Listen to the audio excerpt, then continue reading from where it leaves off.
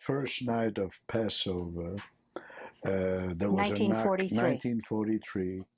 There was a knock on the door, and we didn't know who it was. In fact, everybody was scared and thought that possibly might be the Germans.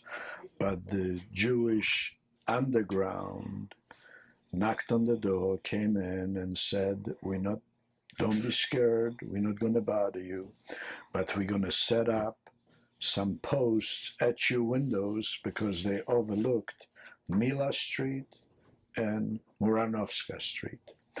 And I would say that within about 3 or 4 hours, they told all of us to get into the shelter. Which was where? Which was in the basement of the apartment on Platz Muranovska. And we did so. And then the firing of the first shot started. Who was fighting?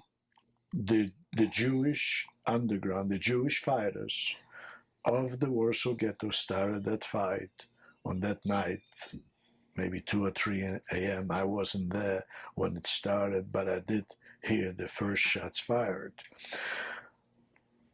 But it might have been the first shots in our part of town because the groups, this was the first time that groups were organized to work in squads with young women and men. They wouldn't let any older people in to do the actual fighting. And they did squads of 10 to 12 people in different parts of the ghetto. Thus, simultaneously, they caused a lot of damage to the Germans and to the guards that were guarding the ghetto.